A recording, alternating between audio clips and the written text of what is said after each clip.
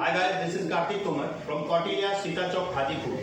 Today we will discuss about the quadratic equation which has taken from R.S. Agarwal Maths Standard 10 CBSE.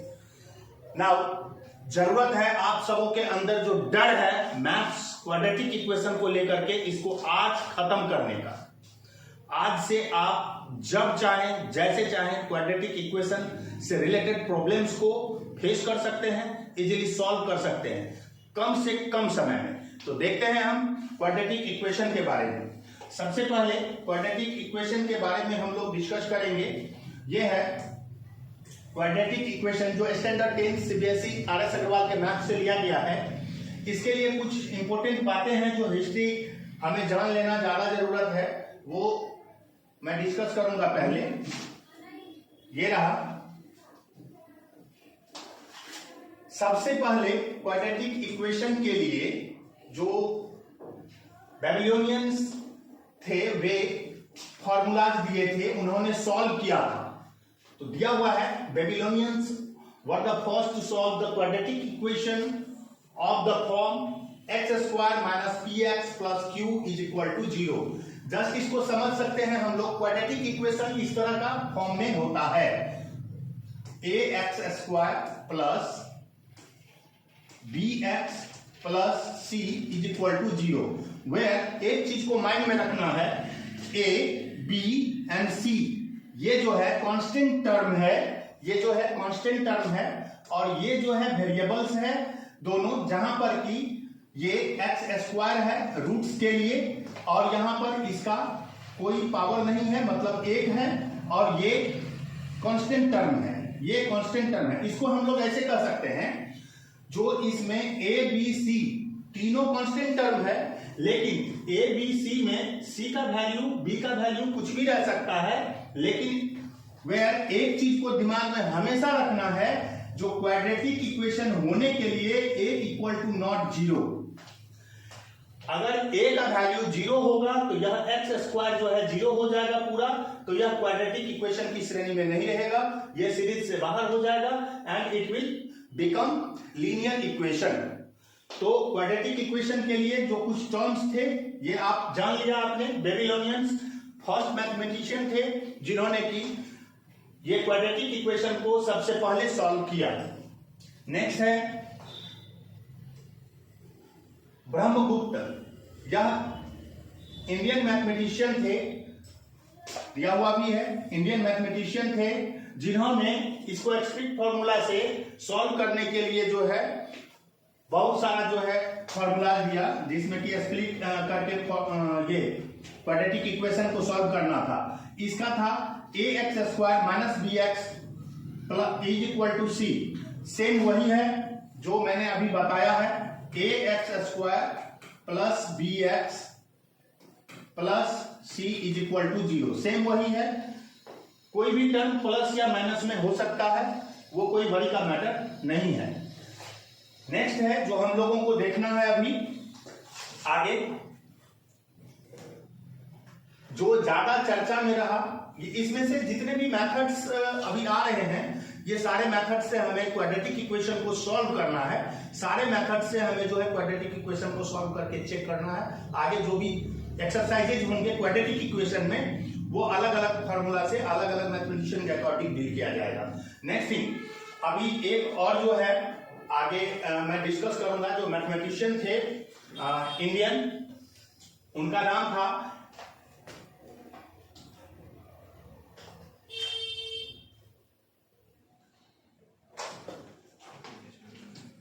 Shridharacharya, जिन्होंने formula दिया है alpha और beta के लिए। जो क्वाड्रेटिक इक्वेशन होता है, क्वाड्रेटिक इक्वेशन जो होता है उसमें x² का पावर 2 होता है। इसका मतलब होता है, इसको अगर हम लोग स्प्लिट करें या किसी भी फॉर्मूला से सॉल्व करें तो x के लिए 2 रूट्स आएंगे, 2 वैल्यूज आएंगे। इसमें x के लिए 2 रूट्स आएंगे, 2 वैल्यूज आएंगे x² होने के कारण। आगे हम लोग देखते हैं, तो इनका फॉर्मूला हुआ, 2 जो वैल्यूज आएंगे उसमें से एक वैल्यूज को इन्होंने अल्फा का नाम दिया, और दूसरा जो वैल्यूज आएगा उसके लिए बीटा नाम दिया इन्होंने। यह फॉर्मूला कैसे बना इस पर हम लोग नेक्स्ट एक्सरसाइज जब इसका चर्चा करेंगे, डिस्कस करेंगे, then we will discuss about this. And one thing, discriminant होता है डी, जिसके लिए हमें यहां पर फॉर्मूला दिया गया -b plus √d/2a। Alpha equal to beta का है -b माइनस √d/2a। तो ये दिया गया है बीटा के लिए, और ये दोनों का अगर कॉम्बिनेशन से एक कंबाइन करके बनता है तो उसको हम लोग बोलते हैं x is equal to -b plus minus √d/2a।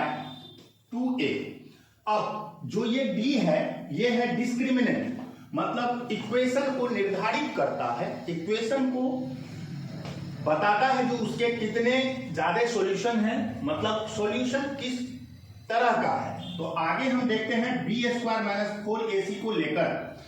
अगर d का इस फॉर्मूला पर कोई भी इक्वेशन है यहां पर, जैसे कि आगे हम डिस्कस करते हैं,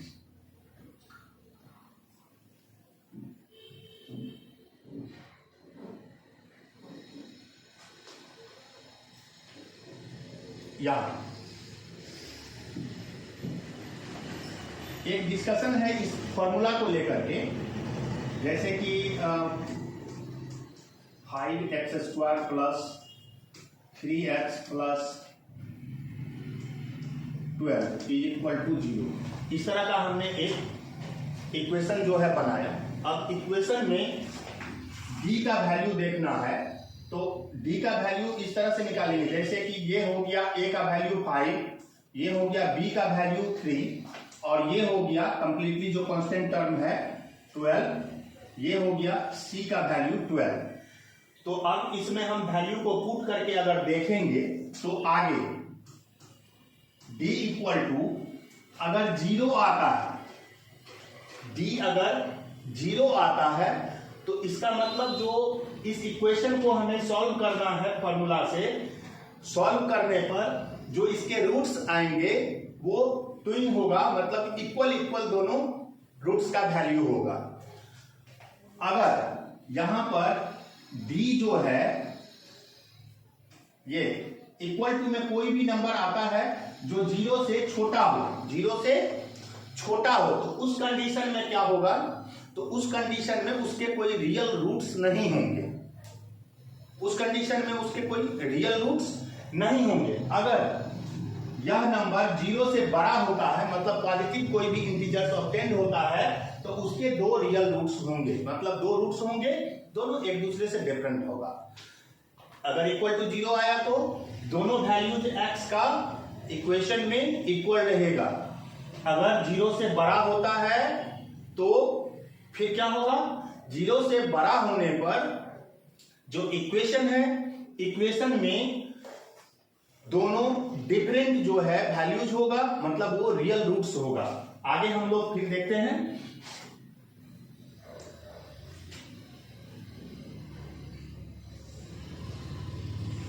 अब यहां पर इस चीज को जो है क्लैरिफाई किया गया है। Again quadratic equation, a quadratic equation in the variable x is an equation of the form ax² plus bx plus c is equal to 0, where a, b, c are real numbers, where a should not be equal to 0। a का value 0 के बराबर नहीं होना चाहिए, 0 से बड़ा होना चाहिए या 0 से छोटा होना चाहिए, चलेगा। क्लियर है। नेक्स्ट है इसमें अब एक्सरसाइज, इसके आधार पर हम लोग आगे शुरू करते हैं। एक्सरसाइज जो आगे शुरू करेंगे इसमें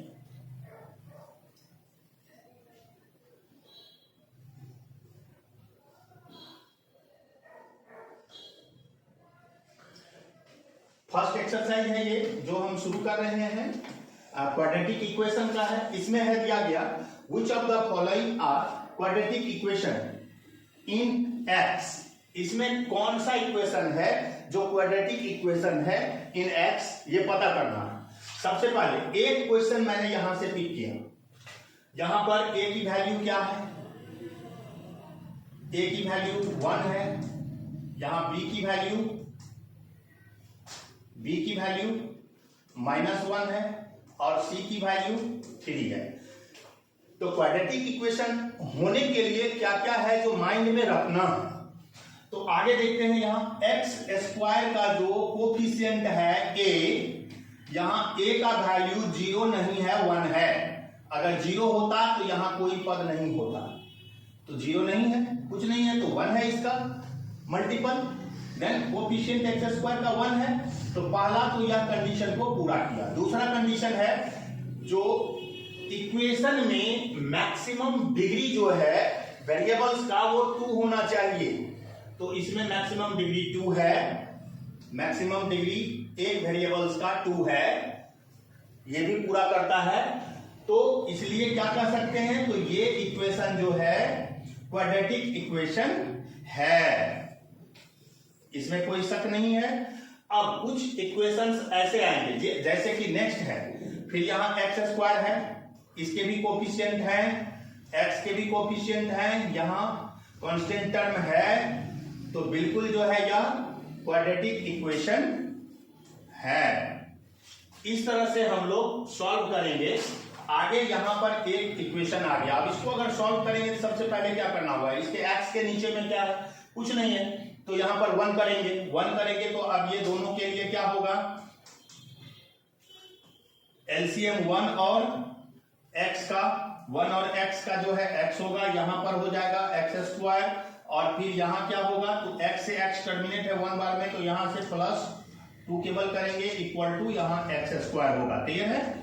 फिर यहां पर एक्स स्क्वायर +2 लिख सकते हैं, ये x को इधर क्रॉस मल्टीप्लाई होगा, अगर क्रॉस मल्टीप्लीकेशन करते हैं तो यहां इक्वल टू में हो जाएगा x3। फ्रेंड्स आप लोग जानते हैं इस चीज को, जो कि अगर कोई भी वेरिएबल्स आपस में मल्टीप्लाई होता है और वेरिएबल सेम है तो उसका जो डिग्री होता है वो आपस में प्लस होता है, जुड़ता है।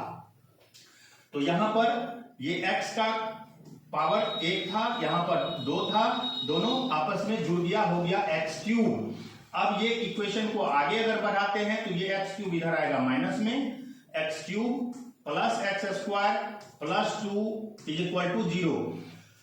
तो मैंने ये आप सबों को पहले ही डिस्कस किया था, जो x का मैक्सिमम जो डिग्री है वो क्या होना चाहिए क्वाड्रेटिक इक्वेशन में, 2। यहां मैक्सिमम डिग्री क्या आ रहा है, 3, तो ये क्या है, नॉट क्वाड्रेटिक इक्वेशन, यह क्वाड्रेटिक इक्वेशन नहीं होगा, क्वाड्रेटिक इक्वेशन ये नहीं होगा। तो इस तरह से आपको सॉल्व कर करके आगे देखना है इसको, जो यह क्वाड्रेटिक इक्वेशन है या नहीं है। नेक्स्ट हम लोग इसका सेकेंडली जो क्वेश्चन है उसका डिस्कस करते हैं। Which of the following are the roots of 3x² + 2x - 1 = 0।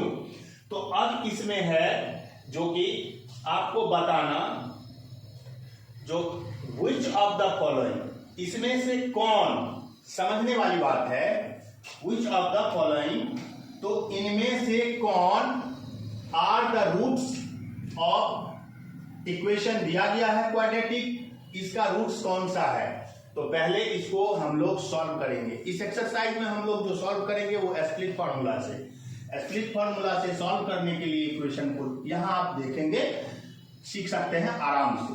3x² + 2x - 1 = 0। तो आगे जो है इसमें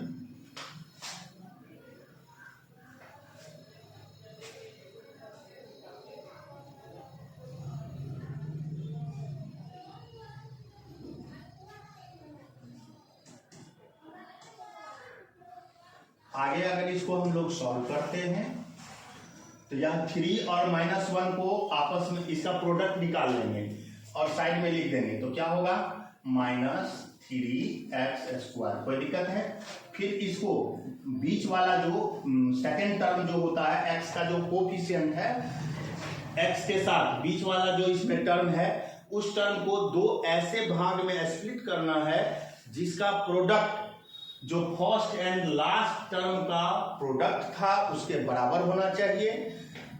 प्लस या माइनस दोनों को आपस में करने पर जो सेकंड टर्म है, मिडिल टर्म है, उतना होना चाहिए। तो हम देखते हैं आगे सेम इसको उतारेंगे, पहले कॉपी करेंगे 3x² और यहां -1 इज इक्वल टू 0। अब यहां -2 को अगर हम स्प्लिट करते हैं दो भाग में तो क्या होगा, तो minus plus 3x minus x, यहां माइनस में 1 है इज इक्वल टू 0 है। आगे फिर देखते हैं तो यहाँ 3 में से अगर 1 जाएगा तो प्लस में 2x आ जाएगा, यहाँ इसको मल्टीप्लाई करके जो आया था उतना ये दोनों को मल्टीप्लाई करके आ रहा है, plus minus minus 3x into x is equal to 3x²। Clear है, तो ये टर्म क्लियर है। अब आगे इसमें दो करके टर्म को अलग अलग करेंगे, सेपरेट करके उसमें से कॉमन को फाइंड करना है। तो इसमें से अगर कॉमन को फाइंड करते हैं तो इसमें 3 और x दोनों में है तो 3x आ गया, इसमें एक x है, इसमें कुछ नहीं बचा है तो 1 है। अब ये दोनों में कुछ नहीं है तो -1 तो आ ही सकता है, यहाँ -1 आया तो फिर x प्लस 1 आ गया यहाँ इज इक्वल टू 0। तो इसके लिए टर्म हो गया 3। एक तो ये जो दोनों कॉमन आया है, ये कॉमन के बाद जो है उसको ले लेंगे पहले,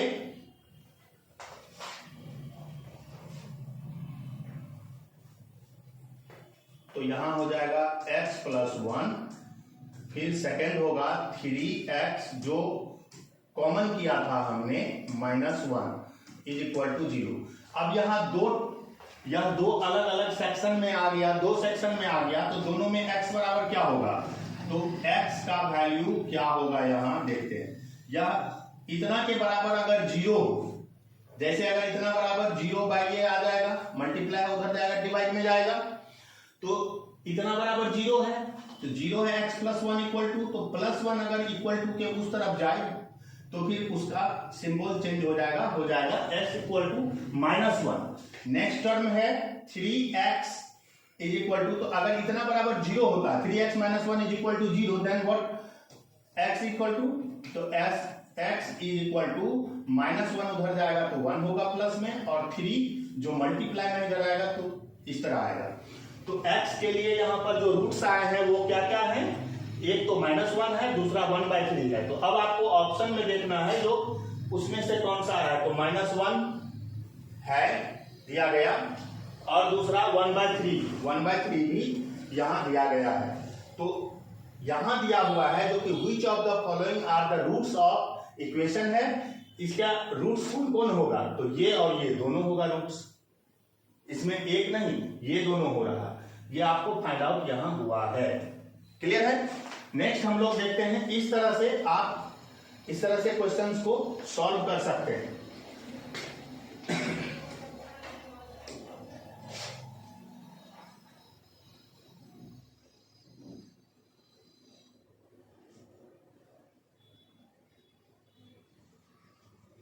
नेक्स्ट है क्वेश्चन नंबर 5 से आगे जो भी क्वेश्चंस दिए गए हैं, इस क्वेश्चंस में आपको दिया गया है जो कैसे आपको सॉल्व करना है क्वाड्रेटिक इक्वेशन को, means that you have to find the roots, find its roots, means value of x which is in the equation.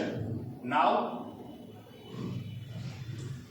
Question number 5 we have taken, question number 5 2x minus, बहुत easy है, ध्यान से देखेंगे, 2x minus 3 into 3x plus 1 is equal to 0। तो यहां दोनों का बारी बारी से इक्वल टू 0 है तो सिंपल ही करेंगे क्या, तो x इज इक्वल टू -3 है तो +3 हो जाएगा, और जो मल्टीप्लाई है उसको डिवाइड कर देना है, तो 2 3/2 एक वैल्यू हो गया, दूसरा क्या होगा, +1 है तो वो हो जाएगा -1, और जो 3x है उसका 3 मल्टीप्लाई हो रहा है तो यहां नीचे आ जाएगा। तो इसके रूट्स ये हैं, यही इसका सॉल्यूशन है। इस तरह से आसानी से आप इसे सॉल्व कर सकते हैं। नेक्स्ट है एक मैं 7 नंबर का इसमें आपको बताता हूं।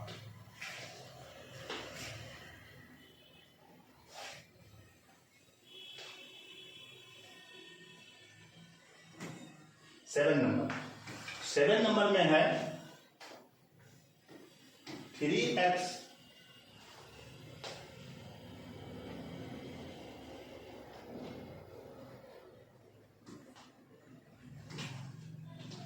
ये दोनों 3x² माइनस 2 43, इसमें सेकेंड टर्म जो x का कोफिशिएंट होता है वो हाइड है, वो नहीं है। तो अब इसको कैसे करें? तो आगे इसमें करने के लिए क्या करना होगा? सबसे पहले 3x² इज इक्वल टू, ये जो कांस्टेंट टर्म है उसको इक्वल टू के उधर भेज देना है। तो माइनस में है तो ये अगर इक्वल टू के उधर जाता है तो प्लस में हो जाएगा 243। अब x² इक्वल टू क्या होगा? तो 243/3, 3 से टर्मिनेट अगर इसको करते हैं तो यह 81 बार में टर्मिनेट हो जाता है। अगर x का स्क्वायर यहां से अगर हटता है तो आगे जाकर प्लस माइनस में इस पर रूट्स आ जाता है इस तरह। फिर आगे यहां x का वैल्यू आपको मिलेगा प्लस माइनस में 9, मीन्स 9 प्लस में भी एक होगा और एक 9 माइनस में होगा इस इक्वेशन का आंसर। इस तरह से आप ये सारे क्वेश्चंस को आप सॉल्व कर सकते हैं। आगे हम लोग नेक्स्ट डे डिस्कस करेंगे नेक्स्ट वीडियोज में।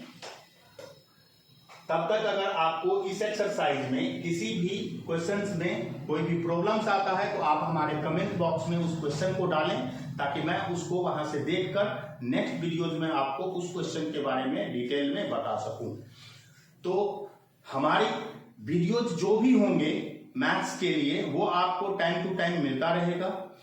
सबसे पहले हमारा वीडियोज पाने के लिए आपको हमारा चैनल सब्सक्राइब करना होगा। जो हमारे वीडियोज होंगे अगर आपको अच्छा लगता है तो आप उसे लाइक करना ना भूलें। अगर कोई कंफ्यूजन आती है तो उसमें कमेंट में आप अपना कंफ्यूजन को डालना ना भूलें, और वीडियोज को ज्यादा से ज्यादा शेयर करें, जो ज्यादा से ज्यादा लोगों तक या वीडियोज पहुंचे और सबकी मैथ से रिलेटेड जो भी प्रॉब्लम्स हैं वो जड़ से समाप्त हो सके। धन्यवाद।